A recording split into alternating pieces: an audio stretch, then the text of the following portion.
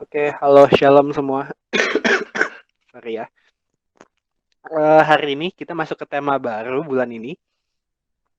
Tema yang jarang dibahas dan mungkin udah jarang ada di kehidupan kita ya. Jadi nanti kita juga akan refleksi sebenarnya. Jadi jangan jadiin pengetahuan, jangan jadiin sesuatu yang akan teman-teman pikir khotbah biasa.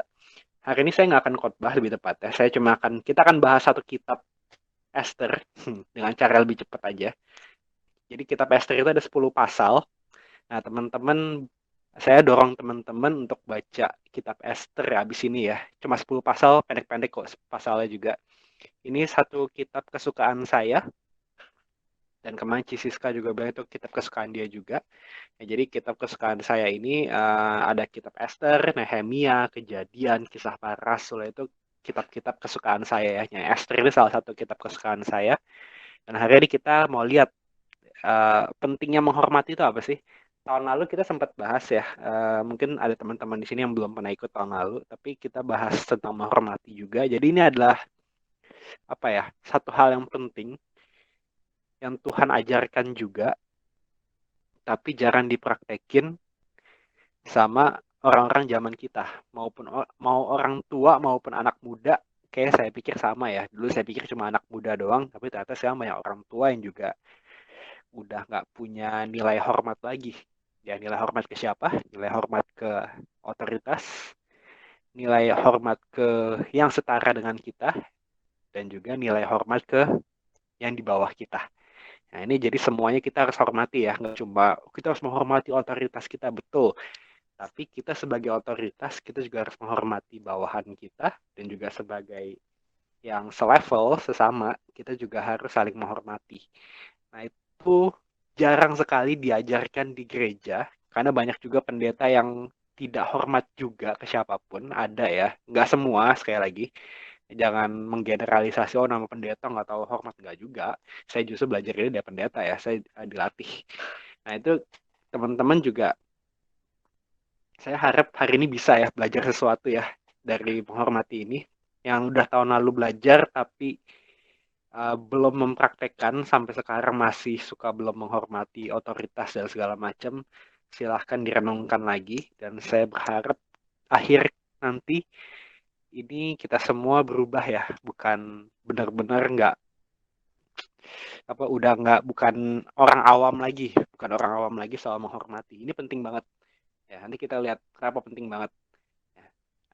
Di tokoh-tokoh sini kita Esther ini nanti kita akan lihat ada orang yang menghormati, ada juga orang yang tidak menghormati.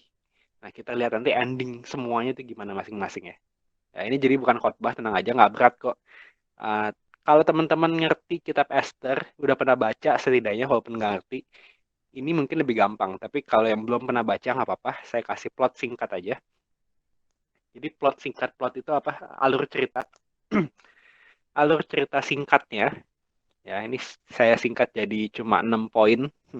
Sebenarnya lebih panjang, tapi ya ini ringkas saja. Pertama ada yang namanya Ratu Wasti. Ratu Wasti ini tidak menghormati Raja Ahasiweros, dan dia diturunkan dari jabatan ratunya. Nah, jadi dia disuruh apa sama rajanya, dia nggak mau. Dan akhirnya dia diturunkan. Karena dia diturunkan, maka si Raja Ahasiweros ini dia mau cari ratu pengganti, ya istri pengganti gitu ya. Nah, waktu itu diadain audisi. Nah, si Esther, poin kedua, Esther, si wanita Yahudi yang cantik, supermodel gitu ya, ikut audisi ratu dan dia terpilih jadi ratu. Nah, jadi Ratu Wasti dia nggak hormat sama Raja Ahasiweros, diturunin jadi ratu, di, di diadain audisi untuk pencarian ratu, dan Esther ini yang jadi kepilih jadi ratu ya. Nah, lalu setelah Esther jadi ratu, poin ketiga, ada yang namanya Mordekai, dikenalin. Mordekai itu walinya Esther, orang Yahudi juga ya, walinya. Dia sebenarnya sepupu ya, tapi mungkin umurnya jauh, ya nggak dicatat umur berapa, tapi mungkin umurnya jauh, jadi dia mengasuh Esther dari dia kecil. Jadi Mordekai ini sepupunya yang jadi walinya Esther, ngasuh Esther dari kecil. Dia tidak mau berlutut dan menyembah si Haman. Haman ini apa ngomongnya, staf kerajaan lah, gampangnya begitu ya, staf kerajaan. salah satu petinggi kerajaan. Nah, dia tuh gila hormat. Dia minta semua orang yang ketemu dia berlutut. Nah, si Mordekai nggak mau. Kenapa? Karena orang Yahudi itu nggak boleh berlutut menyembah selain Tuhan. Itu karena penyembah berhala. Lalu poin keempat, Haman kesal sama Mordekai dan dia memperdaya Raja Ahasiweros agar melakukan pembinasaan semua orang Yahudi. Genosida kalau teman-teman belajar di namanya apa ya dulu ya?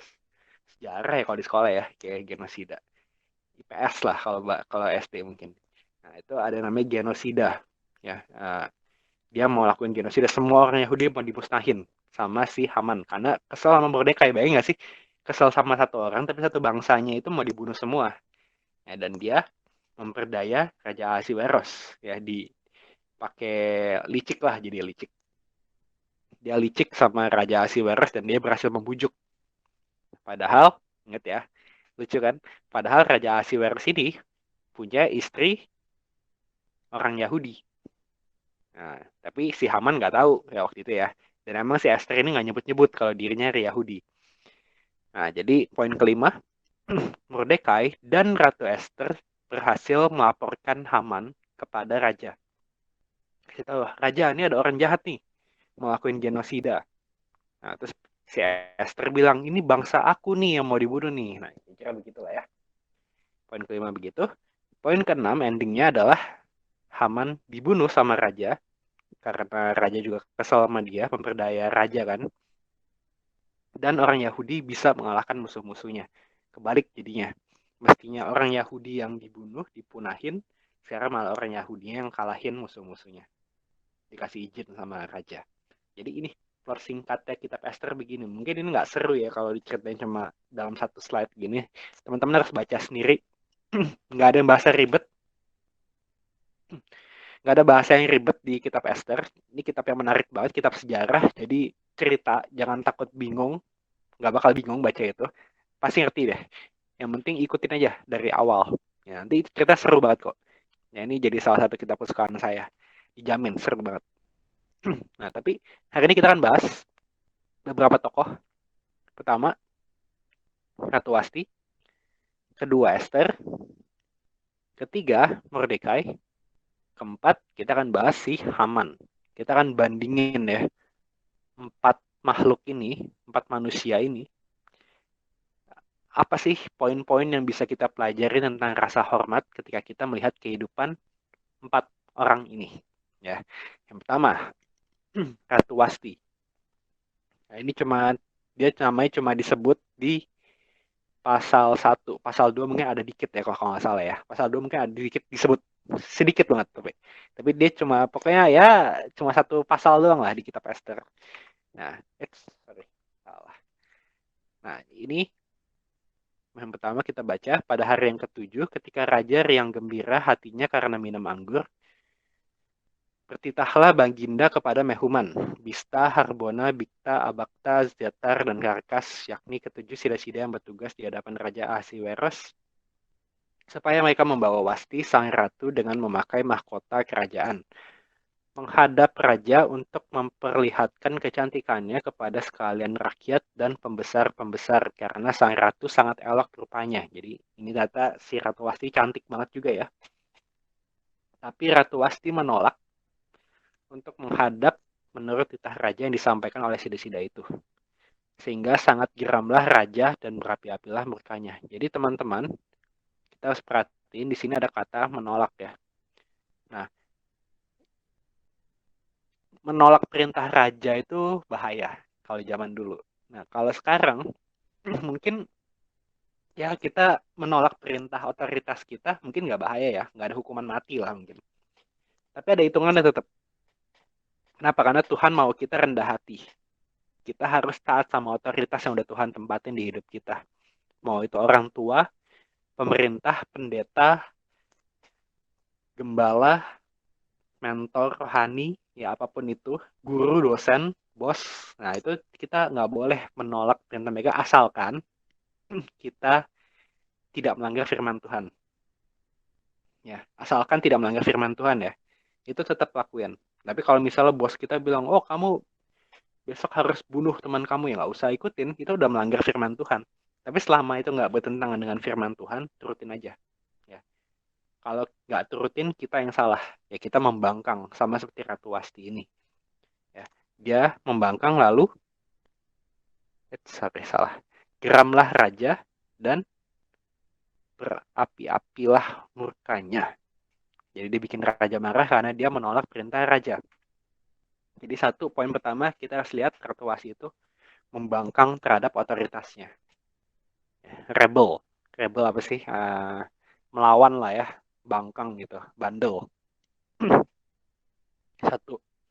Kedua, apakah yang harus diperbuat atas Ratu Wasti menurut undang-undang? Karena tidak dilakukannya titah Raja Ahasiweros yang disampaikan oleh Sida-Sida. Maka sembah menyembuhkan di hadapan raja dan para pembesar itu, Wasti sang ratu bukan bersalah kepada raja saja, melainkan juga kepada semua pembesar dan segala bangsa yang di dalam segala daerah Raja Ahasiweros. Karena kelakuan sang ratu itu akan merata kepada semua perempuan sehingga mereka tidak menghiraukan suaminya. Apabila diceritakan orang, Raja Ahasiweros menitahkan supaya Wasti sang ratu dibawa menghadap kepadanya, tetapi ia tidak mau datang. Pada hari ini juga istri para pembesar raja di Persia dan Media yang mendengar tentang kelakuan sang ratu akan berbicara tentang hal itu kepada suaminya sehingga berlarut-larutlah penghinaan dan kegusaran. Nah, jadi ditakutin nih. Wah, ini ada cewek ya, cantik istri raja, dia membangkang sama raja. Nanti dikiranya semua istri-istri para pembesar bilang, wah itu ada istri ngebangkang raja nggak apa-apa tuh. Nah, jadi kayak nggak apa-apa kali ya kita kalau mau ngebangkang raja. Nah, istri-istri raja lain nanti bisa mikir begitu. Nah, intinya apa? Intinya dia menjadi teladan yang buruk bagi wanita lain. Percaya nggak sih teman-teman? Setiap kelakuan kita, sekecil apapun, maupun sepele, mau positif maupun negatif, ya, maupun ya positif sepele ataupun negatif sepele, itu bisa jadi teladan buat orang lain. Nah, ini harus kita ingat nih. Setiap perbuatan kecil kita itu bisa jadi teladan. Jadi kalau kita berbuat dosa, berbuat hal yang bertentangan dengan firman Tuhan, secara nggak langsung kita memberi contoh gitu ya. Kita memberi contoh kepada orang lain. Sama seperti Ratu Wasti ini. Nah ini gawat ya. Gawat lah pokoknya. Nah jadi dia pertama membangkang sama otoritasnya. Karena dia membangkang, dia justru menjadi teladan yang buruk ya bagi wanita lain. Lalu kita lihat, jikalau baik pada pemandangan raja, hendaklah dikeluarkan suatu titah kerajaan dari hadapan baginda dan dituliskan di dalam undang-undang Persia dan Media sehingga tidak dapat dicabut kembali bahwa Wasti dilarang menghadap Raja Ahasiweros dan bahwa raja akan mengaruniakan kedudukannya sebagai ratu kepada orang lain. Ya, jadi mengaruniakan kedudukannya sebagai ratu kepada orang lain. Jadi diambil ya. Kedudukannya diambil, dioper ke orang lain. Nah, itu ke Esther nanti. Yang lebih baik daripadanya.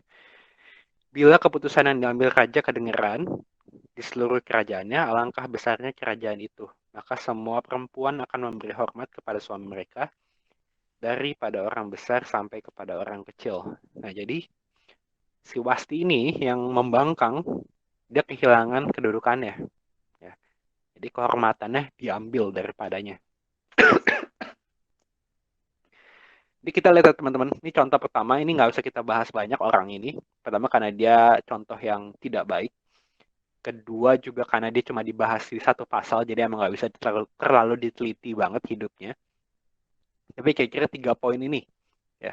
Kalau kita membangkang, pertama kita akan menjadi teladan yang buruk bagi orang lain. Ya, kalau bagi Ratu Wasti, bagi wanita lain. Ya, sama kayak kita ya, kita mau dimanapun, kita bisa jadi teladan buruk bagi teman kerja kita, teman gereja kita bahkan, teman komunitas segala macam itu kita bisa tuh jadi teladan yang buruk ya. Nah, kalau kita begitu terus membangkang sama jadi teladan yang buruk bagi orang, percayalah teman-teman cepat atau lambat kehormatan akan diambil. Ya, Saya belum pernah lihat ada orang yang membangkang sama otoritasnya dia jadi punya kehormatan yang lebih dahsyat ya. Mungkin ada, mungkin ada di sana, tapi ingat kehormatannya dari siapa nih?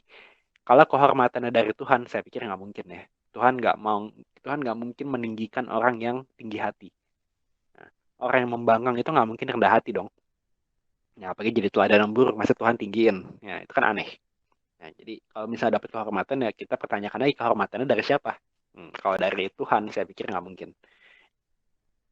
Tapi ini ada contoh Alkitabiah di mana kita bisa lihat orang yang membangkang, dia jadi teladan yang buruk dan kehormatannya diambil. Ya, sejak itu nggak pernah kedengeran lagi nama dia ya.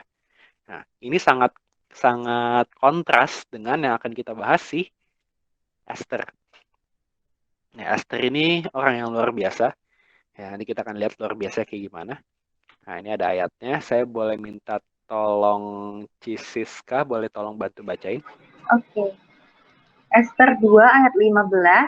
Ketika Esther anak Abihail, yakni saudara ayah Mordekai yang mengangkat Esther sebagai anak, mendapat giliran untuk masuk menghadap raja, maka ia tidak menghendaki sesuatu apapun selain daripada yang dianjurkan oleh Hegai, sida-sida raja, menjaga para perempuan.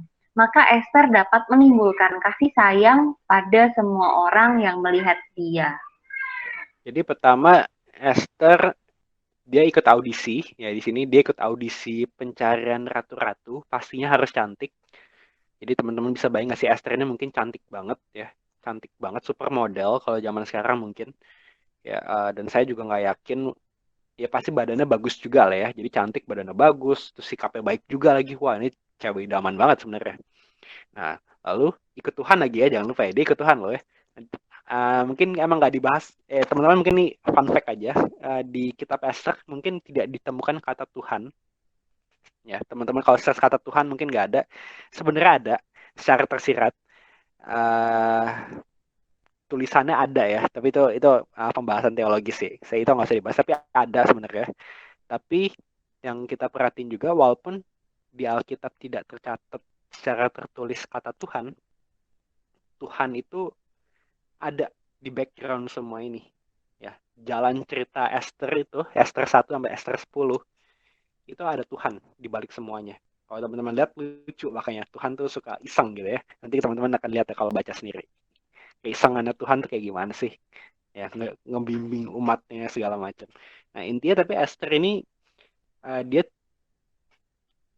tidak tidak menghendaki sesuatu apapun selain daripada yang dianjurkan oleh Hegai, sida-sida raja. Nah, jadi dia cuma mau ikutin anjuran ya. Intinya apa? Intinya dia hormat sama siapapun, bahkan sama bawahan. Kenapa saya bilang bawahan ya belum tentu juga itu bawahan sih ya, tapi kalau ada orang yang melayani kita, kita minta apapun dikasih kan secara nggak langsung itu seperti bawahan ya. Nah, tapi si Esther ini kita lihat nih, dia hormat sama siapapun, bahkan sama bawahannya sendiri. Ya, dia cuma ikutin anjurannya aja. Nah, karena dia mengikuti anjurannya, Esther dapat menimbulkan kasih sayang pada semua orang yang melihat dia. Jadi dia hebat banget, dia hormat. Yang kedua, adapun Esther tidak memberitahukan asal-usul dan kebangsaannya seperti yang diperintahkan kepadanya oleh Mordekai, sebab Esther telah tetap berbuat menurut perkataan Mordekai seperti pada waktu ia masih dalam asuhannya. Nah, ini ngingetin kita tentang tema bulan lalu ya, hati anak. Wah, ini hati anak yang luar biasa banget. Ya, dia masih mengikuti perkataan Mordekai seperti pada waktu ia masih dalam asuhannya. Bayangin nggak sih? Ada cewek super cantik, super model, super seksi mungkin, super apalagi kaya juga pastinya karena istri raja. Ya, ini kayak cewek udah punya segalanya gitu ya, cantik, kaya, punya jabatan lagi, ratu lagi ya. Nah, tapi dia masih tunduk sama asuhan apa pengasuhnya. Ini kontras sama dongeng Indonesia ya apa Malin Kundang ya. Nah itu kan kontras banget. Nah, kita nggak usah bahas dongeng, itu juga cerita fiksi kayaknya. Cerita fiksi kan itu ya. Ya itu dongeng lah pokoknya mungkin legenda atau dongeng saya lupa. Tapi itu kita nggak usah bahas. Tapi intinya beda banget ya. Dia tetap respect sama walinya. respect sama asuhannya. Saya pas pertama kali baca kitab ini dan saya baca kalimat ini, saya kaget, gila, hebat banget gitu ya. Nggak sombong sama sekali, masih mau dikasih tahu gitu ya. Dan untungnya dia ngikutin, ya untungnya dia ngikutin apa? Ngikutin ini. Nah, kalau ternyata dia tahu, mungkin kitab Esther nggak akan pernah kejadian. Nah, nanti teman-teman baca sendiri lah. Ya, tapi intinya untungnya diikutin. Ya, kalau kalau nggak diikutin nasihatnya Mordekai, habis mungkin. Ya, mungkin Esther nggak bakal diterima jadi ratu mungkin ya. Nah, karena waktu itu orang Yahudi dinilai aneh lah, nyembah nggak mau, apa nggak mau, semua banyak larangannya gitu. Nah, Esther mungkin nggak bisa jadi raja kalau dia nggak ikutin Mordekai. Jadi yang kedua, Esther itu punya hati anak yang luar biasa. Ini sama kayak yang kita lihat di bulan lalu ya. Saya nggak ada yang bahas Esther, saya juga nggak bahas Esther bulan lalu. Tapi ini orang yang benar-benar punya hati anak. Sampai akhir hidupnya saya yakin dia masih tunduk sama Mordekai, walaupun sebenarnya secara jabatan negara ya itu dia lebih tinggi, ratu gitu kan, mungkin lebih tinggi. Nah, tapi dia punya hati anak yang luar biasa. Dan terakhir yang kita bisa baca dari Esther apa? Nah, dia hormat dan dia punya hati anak yang luar biasa, kehormatan diberikan kepadanya. Berapa banyak di sini yang namanya dijadiin nama kitab di Alkitab dan kisah hidupnya tercatat di Alkitab. Nggak ada ya. Nah, Esther nih, cewek lagi. Cewek kan zaman dulu dinilai apa sih, kaum kelas 2 lah. Tapi dia jadi cewek yang termasuk menonjol di Alkitab. Kenapa? Karena kalau nggak ada Esther, ya kalau kitab Esther itu nggak kejadian dan Esther menyelamatkan bangsa Yahudi dari genosida tadi, ya tadi ceritakan tadi, ingat ya, balik lagi deh. Mana tadi? Udah panjang ya. Ini ini kan ada genosida ya, poin keempat nih. Ya, jadi ada Haman kesel sama Mordekai, dia mau genosida orang Yahudi. Ya, kalau Esther nggak lakuin menyelamatkan orang Yahudi, ya di sini dia nggak laporin Haman dan menyelamatin orang Yahudi, pertama kita nggak akan bisa baca Alkitab. Apa hubungannya baca Alkitab sama kitab Esther? Ada. Kenapa? Kitab Perjanjian Baru ditulis hampir semua oleh orang Yahudi. Ya, hampir semua kitab Perjanjian Baru ditulis oleh orang Yahudi.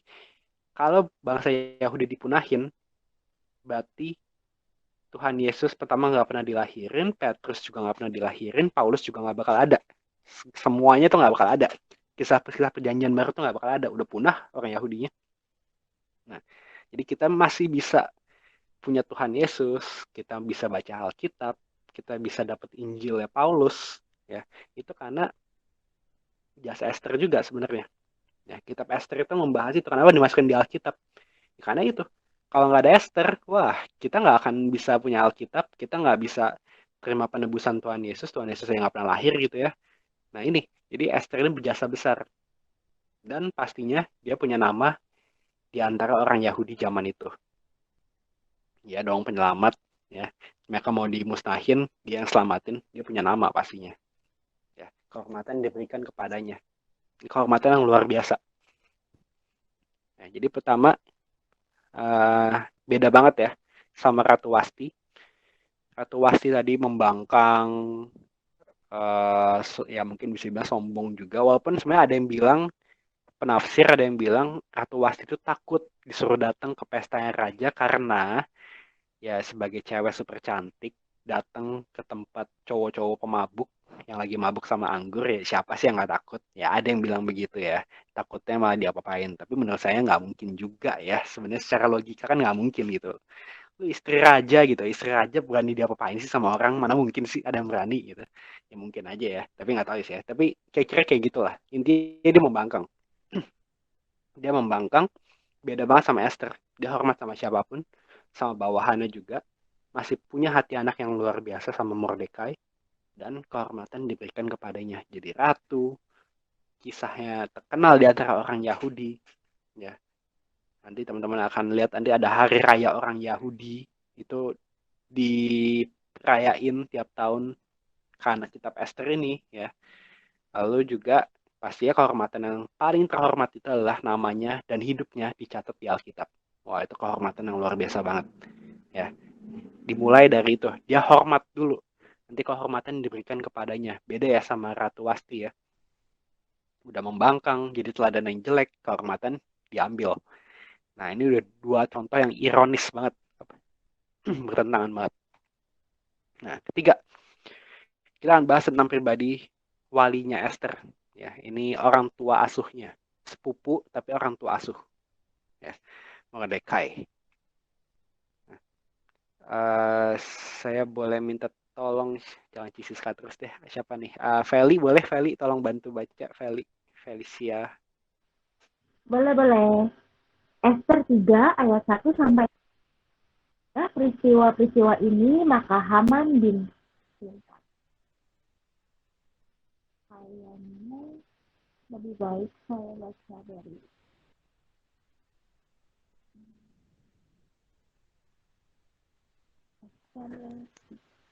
Halo. Halo, bentar. Ester 3 ayat 1 sampai 4. Sesudah peristiwa-peristiwa ini, maka Haman bin Hamedata, orang Agag, dikaruniailah kebesaran oleh Raja Ahasuerus, dan pangkatnya dinaikkan serta kedudukannya ditetapkan di atas semua pembesar yang ada di hadapan Baginda. Dan semua pegawai raja yang di pintu gerbang istana raja berlutut dan sujud kepada Haman, sebab demikianlah diperintahkan raja tentang dia, tapi Mordekai tidak berlutut dan tidak sujud. Maka para pegawai raja yang di pintu gerbang istana berkata kepada Mordekai, "Mengapa engkau melanggar perintah raja?" Setelah mereka menegur dia berhari-hari dengan tidak mendengarkannya juga, maka hal itu diberitahukan merekalah kepada Haman untuk melihat apakah sikap Mordekai itu dapat tetap, sebab ia telah menceritakan kepada mereka bahwa ia orang Yahudi. Nah, jadi Mordekai itu dia nggak mau berlutut dan sujud. Aduh, salah lagi. Dia nggak mau berlutut dan sujud. Karena bagi orang Yahudi itu nggak boleh. Kenapa mereka cuma boleh berlutut dan sujud ke Tuhan aja. Nggak boleh ke manusia, nggak boleh ke patung, nggak boleh ke apapun itu. Nah, jadi si Haman ini marah nih. Apaan nih orang nih? Ya, apaan si Mordekai ini suruh berlutut nggak mau. Padahal semua orang tuh berlutut sama Haman. Nah, terus baru diceritain kata dia itu adalah orang Yahudi. Ya, dia adalah orang Yahudi. Nah, pas ketahuan dia orang Yahudi, baru si Haman mulai nih. Wah, orang Yahudi ini bener-bener ya.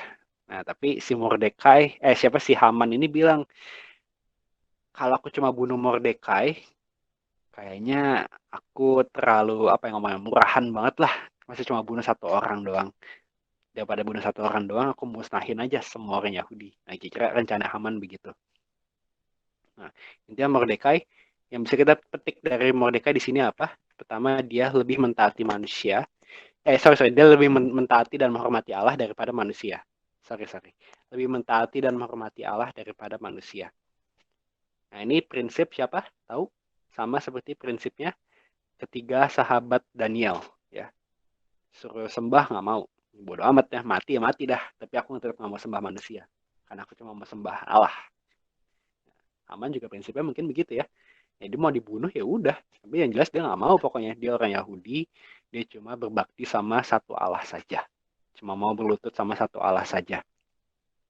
Jadi dia lebih menghormati dan mentaati Allah daripada manusia. Ini yang harus kita pegang juga ya teman-teman ya. Jangan bilang memang ya tadi saya bilang kita harus menghormati otoritas kita walaupun mungkin kita nggak suka apa yang disampaikan, tapi selama tidak bertentangan dengan firman Tuhan, tugas kita adalah mentaati otoritas kita. Selama tidak bertentangan dengan firman Tuhan ya. Jadi kalau kita nggak mau, nah itu kita yang membangkang. Bukan, walaupun otoritasnya nyebelin, tetap salah kita. Ya, ini susah ya, tapi ya itu. Kalau jadi orang Kristen tuh ribet ya. Saya juga waktu itu bilang jadi orang Kristen tuh ribet banget. Marah, ya marah mungkin katanya boleh, tapi jangan kelamaan. Tapi ya susah, marah nggak kelamaan gimana? Kalau marah ya marah gitu. sebel nggak boleh, jahat nggak boleh, itu jadi orang Kristen makanya ribet ya. Tapi ini uh, kita dituntut sama Tuhan, kita harus sempurna seperti Bapa kita sempurna. Ya, Tuhan Yesus yang ngajarin. Salah satunya di sini kita harus menghormati Allah daripada manusia. Yang kedua, apa yang kita bisa petik dari hidup Mordekai? Pada waktu itu ketika Mordekai duduk di pintu gerbang istana raja, sakit hatilah Bigtan dan Teresh, dua orang sida-sida raja yang termasuk golongan penjaga pintu. Lalu berikhtiarlah mereka untuk membunuh Raja Ahasiweros. Tetapi perkara itu dapat diketahui oleh Mordekai. Lalu diberitahukannya lah kepada Ester sang ratu. Dan Ester mempersembahkannya kepada raja atas nama Mordekai.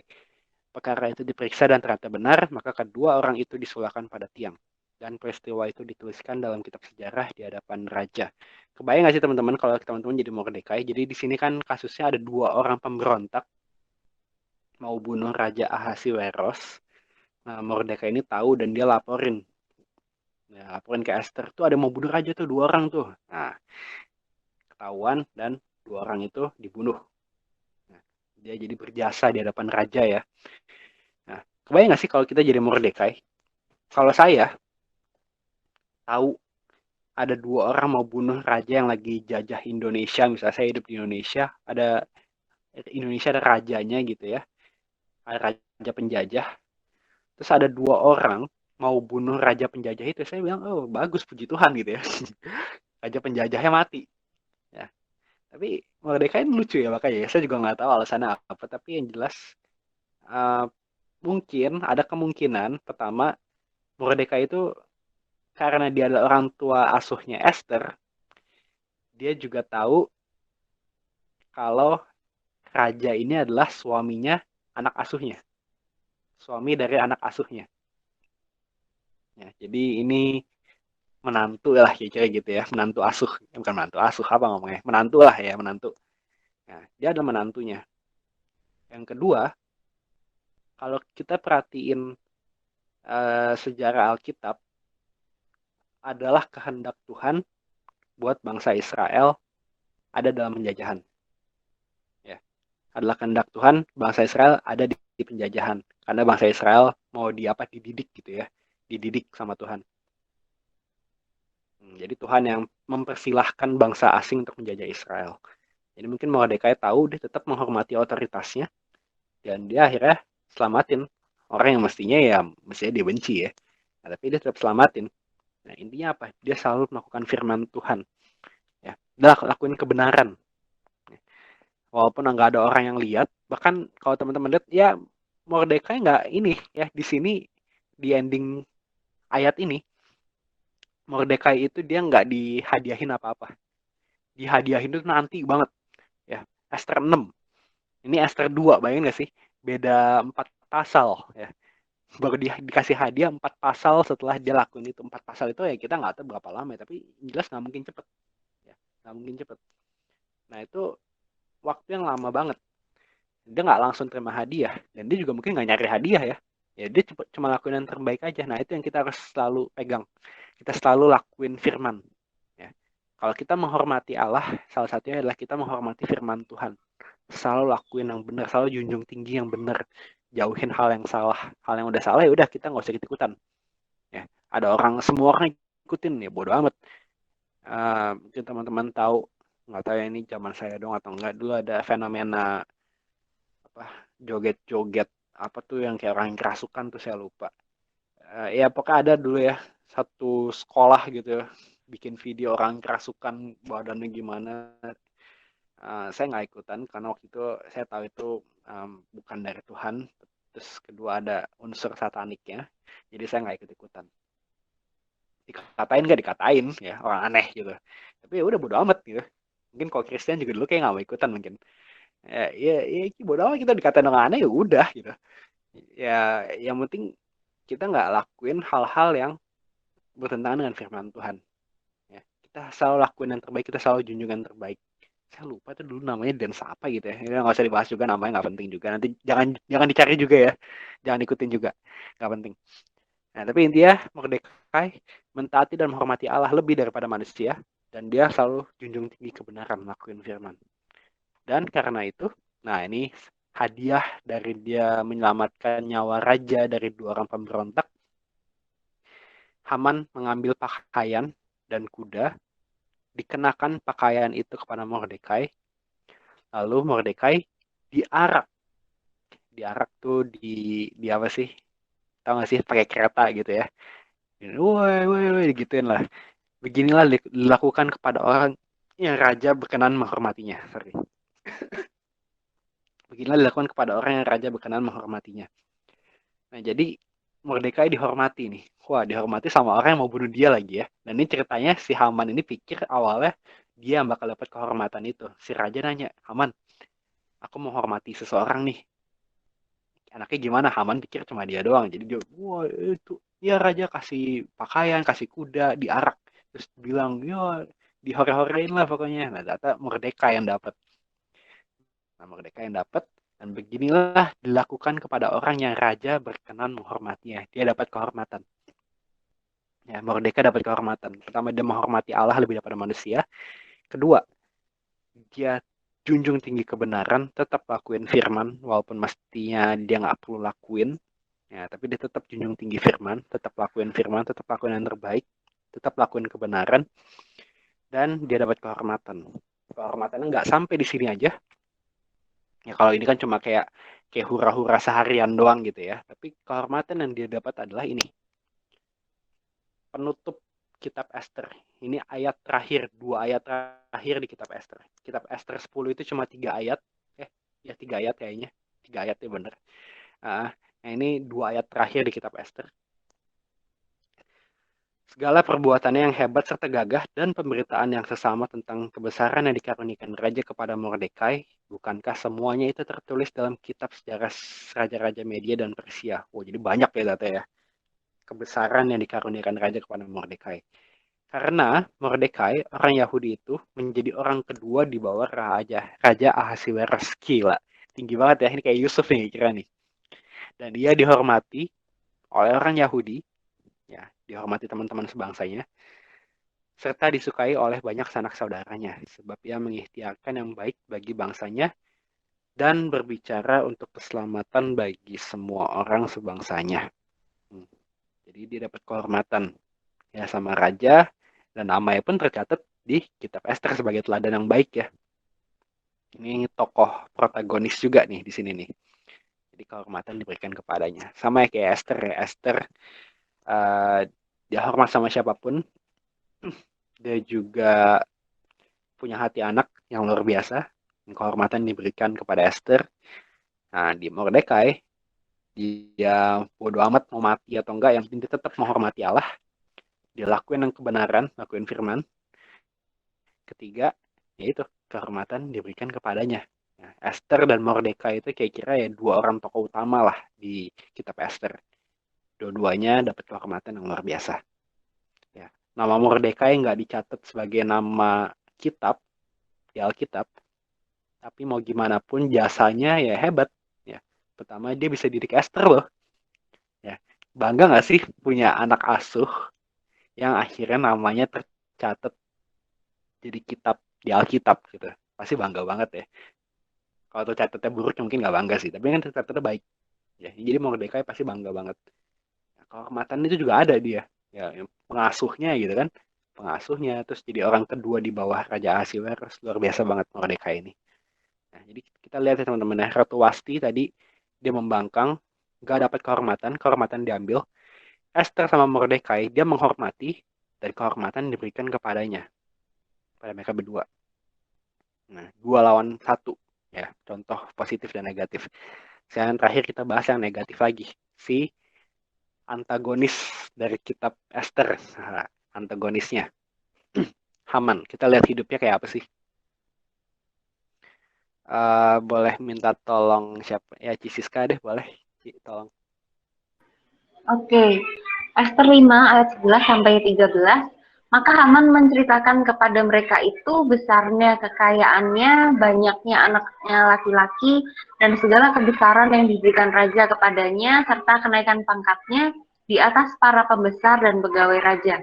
Lagi kata Haman, Tambahan pula tiada seorang pun diminta oleh Esther sang ratu untuk datang bersama-sama dengan raja ke perjamuan yang diadakannya, kecuali aku. Dan untuk besok pun aku diundangnya bersama-sama dengan raja. Akan tetapi semuanya itu tidak berguna bagiku selama aku masih melihat si Mordekai si Yahudi itu duduk di pintu gerbang istana raja. Nah, ini gila hormat banget ya teman-teman ya. Jadi pertama dia kekayaannya besar, anak laki-lakinya banyak. Kalau anak-anak laki banyak itu adalah tanda kemakmuran ya, tanda berkat Tuhan juga bagi zaman dulu. Jadi kalau nggak punya anak laki-laki tuh kesannya tuh nggak diberkati lah ya kayak gitu ya. Nah ini ada punya anak laki-laki banyak lagi ya. Terus dia juga besar karena kebesarannya diberikan raja. Ada kenaikan pangkat. Wah ini punya segalanya mungkin ya. Kayak anak laki-lakinya banyak. eh, Punya jabatan juga di kerajaan. Sebenarnya udah punya banyak nih. Tapi dia nggak puas. Bahkan dia bilang semuanya itu tidak berguna bagiku. Wah itu. Cuma demi satu hormat doang. Bayang gak sih? Selama aku masih melihat si Mordekai, si Yahudi itu duduk di pintu gerbang istana raja. Cuma karena satu orang doang, dia nganggap semuanya itu nggak guna. Nah, dia gila hormat banget ya. Gila hormat. Dan uh, ya kekayaannya bahkan nggak dianggap ya. Punya kekayaan, punya pangkat, punya anak laki-laki itu nggak dianggap. Yang penting dia dihormati. Ini teladan yang jelek banget ya. Gila hormat. Kejahatan Haman dimulai dari ini. Gila hormat. Jadi kalau kita mulai gila hormat, jangan kaget kalau kita mulai melakukan hal-hal yang bertentangan dengan firman Tuhan, teman-teman. Saya belajar banget tentang ini tahun ini, di mana waktu itu saya diundang khotbah, nggak dihormati sama sekali diundang khotbah situ ya. Teman-teman tim inti mungkin udah pada tahu juga. Saya nggak dihormati sama sekali di situ. Saya juga kaget. Pertama kali saya diundang khotbah, kayaknya nggak dihormati banget ya. Namanya salah ketik, terus nggak diganti lagi. Minta maaf sih, tapi nggak diganti, tetap aja gitu kan. Ya, saya pikir juga, saya awalnya agak kesel ya. Tapi Tuhan tegur saya, kamu kenapa kesel? Hanya karena nama kamu salah disebut. Tuhan tegur saya gitu. Kalau kamu kesel, artinya kamu masih cari kehormatan buat diri kamu. Kalau kamu hamba, mau nama kamu salah ditulis kek, mau kamu nggak dianggap kek, yang penting kamu sampaikan firman Tuhan aja. Nah itu saya belajar banget tahun ini tuh. Nah itu kalau nggak ngalamin kayak nggak bisa. Itu saya ngalamin tuh, aduh, saya juga awalnya, aduh, sebel juga ya, tapi namanya udah. Ya bahkan pas sudah selesai pun nggak sangat gak dihormati banget lah. Udah kayak kesana ya waktu saya bilang tuh kesana kayak saya diundang khotbah tuh. Di situ ya, di situ saya diundang khotbah kesana tuh kayak saya digiring di satu lorong gitu ya untuk khotbah. Terus pas sudah saya khotbah saya digiring di lorong yang sama kayak lorong bawah tanah gitu ya. Jadi kesana kayak orang mau di penjara gitu kayak kayak mau sidang gitu. Nggak enak banget lah pokoknya. Tapi saya belajar di situ. Apakah saya gila hormat? Ya, kalau saya masih mempermasalahkan itu, ya saya gila hormat berarti. Sebagai hamba Tuhan, sebagai pengikut Tuhan, kita nggak boleh gila hormat. Itu adalah awal kejatuhan kita, sama seperti Haman. Dimulai dari gila hormat. Ya, kita nggak perlu minta hormat. Nanti Tuhan akan sama seperti Esther sama Mordekai tadi ya. Mereka nggak minta hormat kok. Orang nggak hormatin mereka, ya mungkin mereka juga bodoh amat mungkin ya. Nah, tapi itu nanti mereka dapat kehormatan sendiri. Nah, beda dari orang ini ya. Dia gila hormat banget. Kedua, setelah ini kejadian saat Esther melaporkan Haman ke raja. Ya. Penganiaya dan musuh itu ialah Haman, orang jahat ini. Nah, maka Haman pun sangatlah ketakutan di hadapan raja dan ratu. Lalu bangkitlah raja dengan panas hatinya daripada minum anggur dan keluar ke taman istana. Tapi Haman masih tinggal untuk memohon nyawanya kepada Esther sang ratu karena ia melihat bahwa telah putus niat raja untuk mendatangkan celaka kepadanya. Nah, Mungkin teman-teman kalau baca kitab Ester mungkin akan bingung. Pertama, Haman itu kan minta izin ke raja. Ya, dia minta izin ke raja. Raja, ini ada bangsa nih Yahudi nih. Dia membangkang lah apalah segala macam. Wow, jelek dia pakai bangsanya. Ayo bunuh aja, musnahin. Nah, raja kasih izin. Nah, tapi kenapa raja yang kasih izin tapi dia panas hatinya? Nah, dari kata panas kata panas hati di sini nih, kita bisa pastikan berarti Haman itu memperdaya. Ya, kalau yang di ngomongin ke raja itu fakta semua, orang Yahudi begini, orang Yahudi begitu, bunuh aja. Kalau fakta semua, ngapain dia takut begitu kan? Nah, raja panas hatinya, bahkan Haman ketakutan gitu ya. Kalau bener apa yang takut sih? Ya kan? Kalau bener apa yang takut? Nah, dia berarti memperdaya raja. Kenapa? Karena motifnya itu bukan buat selamatin kerajaan. Ngerti nggak? Maksudnya gini, kalau saya misal bilang ke Pak Presiden Indonesia ya, Pak Presiden Indonesia, saya mau lapor, ada orang yang mau memecah persatuan Indonesia. Karena hati saya emang mau Indonesia bersatu, ya udah, nggak apa-apa dong. Nah, tapi kalau motif saya harus bunuh si orang politik yang satu itu tuh. Jadi saya harus bilang ke Pak Presiden itu orang itu memecah persatuan bangsa. Padahal enggak gitu. Nah, itu kan memperdaya otoritas ya, membohongi otoritas di atas kita. Nah, makanya raja marah banget. Nah, jadi dia tidak menghormati raja. Bohong. Dia bohong. Bohongin raja, memperdaya raja, melicik meliciki, bukan meliciki apa sih? Dia licik lah pokoknya. Dia licik menjilat raja untuk uh, puasin egonya dia mau ngebunuh orang Yahudi. Udah gila hormat, nggak mau hormatin orang juga. Akhirnya apa yang terjadi? Nah, lanjutannya ketika raja udah marah, hari ini ya, nah, dia masih tinggal untuk memohon nyawanya kepada Esther, jadi dia belutut di hadapan Esther. Nah, ketika raja kembali dari taman istana ke dalam ruangan minum anggur, maka Haman berlutut pada katil tempat Esther berbaring. Kata raja, masih juga kah ia hendak menggagahi sang ratu dalam istanaku sendiri? Tatkala titah raja itu keluar dari mulutnya, maka diselubungi oranglah muka Haman. Nah, sebenarnya kan agak lucu ya, masa sih ada orang berani perkosa istri raja terang-terangan di saat rajanya kira-kira masih di sekitar situ. Kalian nggak mungkin ya. Tapi ya ini di apa sih dibuat-buat aja sama raja buat alasan ngebunuh si Haman. Ini udah dendam banget nih.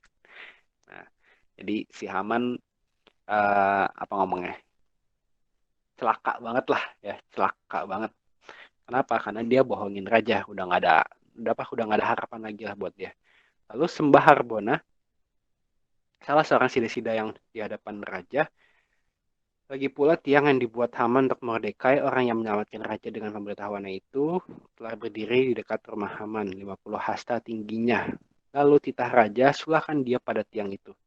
Kemudian Haman disulahkan pada tiang yang didirikannya untuk Mordekai. Maka surutlah panas hati raja. Jadi dia mau ngebunuh Mordekai pakai tiang, ya, tiang gantungan, tapi malah dia yang digantung di situ. Ya, ironis ya, saya nyiapin gantungan buat orang, misal saya mau ngebunuh Cisiska, saya udah siapin gantungannya. Wah, gantungan untuk Cisiska gitu ya. Malah saya yang digantung di situ, kan lucu, ironis ya. Nah, mau dihormati tapi ujung-ujungnya jatuh. Nah, itu Haman. Nah, ini teman-teman. Ya kita tadi udah lihat beberapa tokoh kitab Ester, empat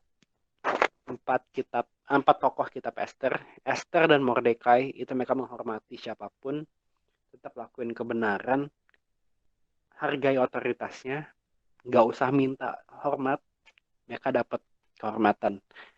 Haman sama Wasti mau jaga kehormatannya, tapi bahkan ini Haman bukan mau jaga kehormatan ya, dia mau cari hormat, tapi malah ujung-ujungnya jatuh. Nah, ini sama yang Tuhan Yesus bilang ya, barang siapa yang mau dihormati, Siapa yang mau jadi paling besar, jadilah pelayan. Pelayan itu apa sih? Pelayan itu nggak usah minta hormat. Ya, lakuin aja apa yang disuruh Tuhan, apa yang firman katakan, lakuin aja. Nanti kita akan dapat kehormatan itu. Nah, bahwa banyak di sini yang masih cari kehormatan buat diri kita. Mungkin kita kadang-kadang nggak sadar ya. Ya, kehormatan nggak harus dalam arti jabatan. Kehormatan itu dalam arti diakui orang tua, diakui teman, diakui dosen mungkin, diakui guru segala macam. Minta diakui itu kita gila hormat sebenarnya. Aku harus dapat nilai yang bagus. Wah, supaya nggak malu-maluin. Itu gila hormat juga.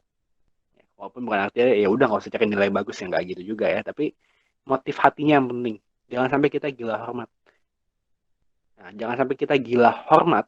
Ya, gila hormat di sini jangan sampai kita gila minta dihormati.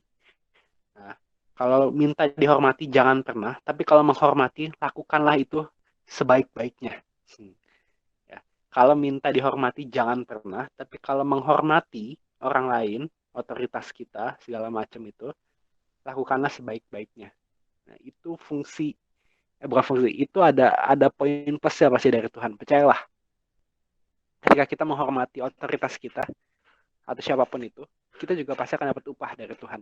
Ya, ini tahun lalu kita bahas tuh upah dari menghormati ya. Ada upahnya. Percaya nggak percaya, ya hukum tabur tuai. Ya kalau nggak percaya ya setidaknya lihat Esther sama Mordekai aja. Mereka menghormati duluan, kehormatan yang datang kok. Nah, kita juga nanti begitu teman-teman. Jadi kalau teman-teman mau dihormati ya udah jangan cari. Susah ya tapi ya. Tapi nggak apa-apa. Ya, belajar aja jadi hati hamba, punya hati hamba ya. Mau nggak dihormati ya suka-suka. Mereka yang penting aku lakuin firman Tuhan. Ya, sama kita cerita yang saya bilang ya, saya didik Tuhan begitu. Diundang khotbah nggak dihormati ya bodo amat ya. Sampaikan firman Tuhan. Kamu hamba. Kecuali kamu mau jadi raja ya, kamu mau jadi Tuhan ya silahkan minta hormat. Nah, tapi itu bukan hamba berarti.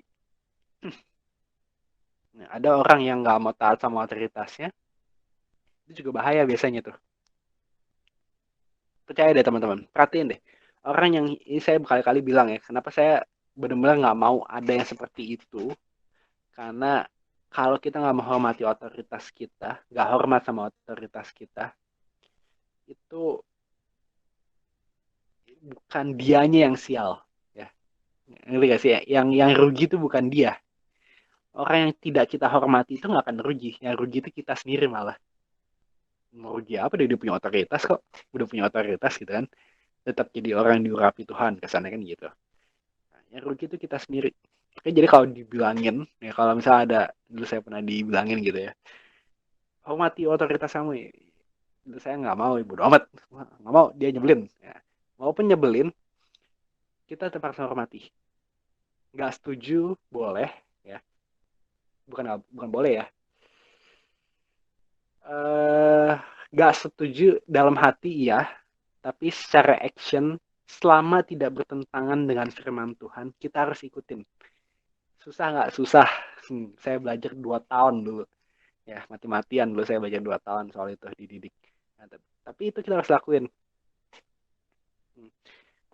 Nanti lihat deh, percaya hidupnya akan beda banget teman-teman. Orang yang menghormati sama nggak menghormati. Kalau teman-teman ada di sini yang tidak menghormati otoritasnya, saya benar-benar mau ngajarin teman-teman hari ini, ayo mulai ya, mulai banget kita menghormati otoritas kita. Kalau kita nggak setuju, oke nggak apa-apa ya, bilang sama orangnya, sama otoritas kita. Tapi kalau otoritasnya masih ngotot, tetap taatin.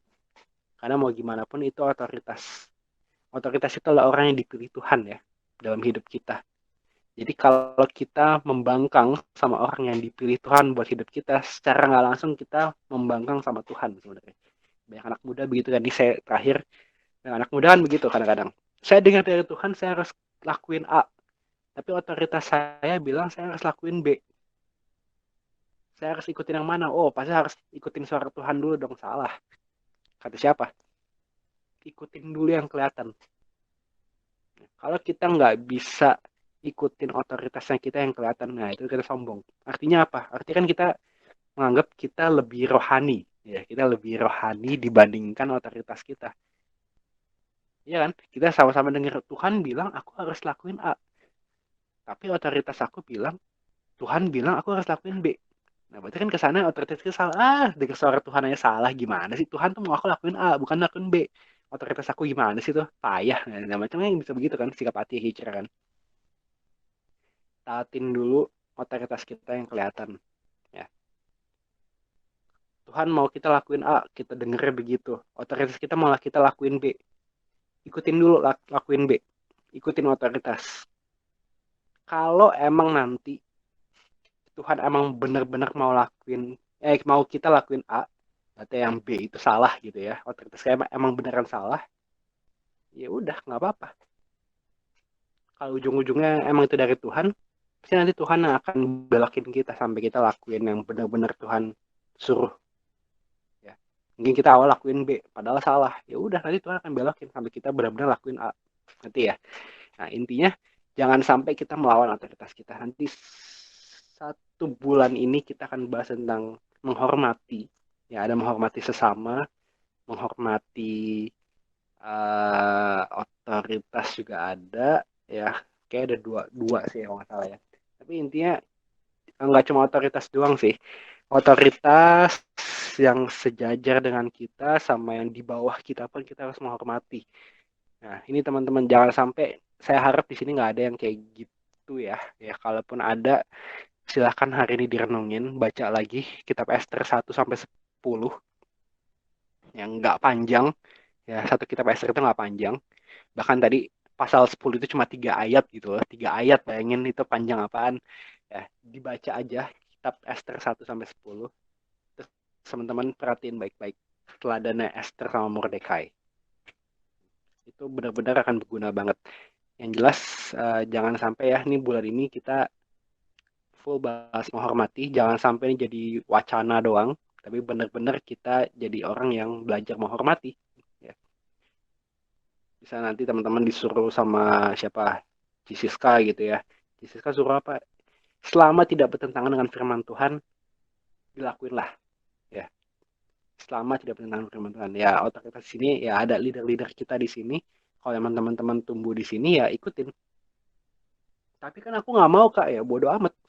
Bukan bodoh amat ya. Merendahkan diri dulu ya, rendahin diri dulu. Nah itu salah satu kenapa kita harus menghormati otoritas ya.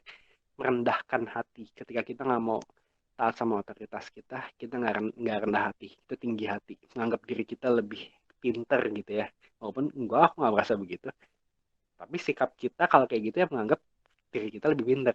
Ya jangan sampai kita begitu. Jadi kita udah lihat ketika kita nggak menghormati otoritas terutama ya Ratu Wasti sama Haman, nggak dapat kehormatan ya. Mau di YouTube kayak gitu ya, kalau teman mau silahkan aja sih ya, saya sih nggak mau. Nah kalau saya mau ikutin contohnya Esther sama Mordekai. Ya, semoga hari ini teman-teman belajar, dan kalau misalnya ada teman-teman sadar yang lagi seperti itu, lagi tidak hormat sama otoritasnya, baik itu pendeta, gembala, dosen, guru, bos, orang tua, siapapun itu, ayo teman-teman hari ini saya uh, benar-benar dorong ya. Ini kehendak Tuhan juga kita menghormati sesama kita, menghormati otoritas kita. Bahkan Tuhan Yesus pun menghormati otoritasnya loh ya. Kalau teman-teman tahu Tuhan Yesus masih bayar bea 2 dirham, bea cukai bait Allah. Itu bukti dia masih menghormati.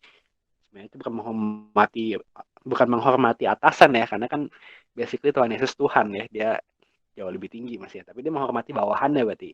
Itu teladan yang luar biasa banget. Maka Tuhan Yesus tuh wah hebat banget soal menghormati. Kalau kita dituntut serupa dengan Kristus, berarti kita juga harus menghormati juga. Oke teman-teman, semoga hari ini kita belajar menghormati, dan jangan coba belajar ya, dipraktekin ya. Oke, ya semoga ini kita terima di dalam nama Yesus. Ini bisa rubah kita semua, dan akhirnya kita jadi pribadi yang benar-benar full respect sama siapapun itu. Kita full respect sama Tuhan, lebih dari apapun. Lalu kita juga full respect kepada setiap orang yang kita temui. Di dalam nama Yesus, ini semua terjadi di hidup kita.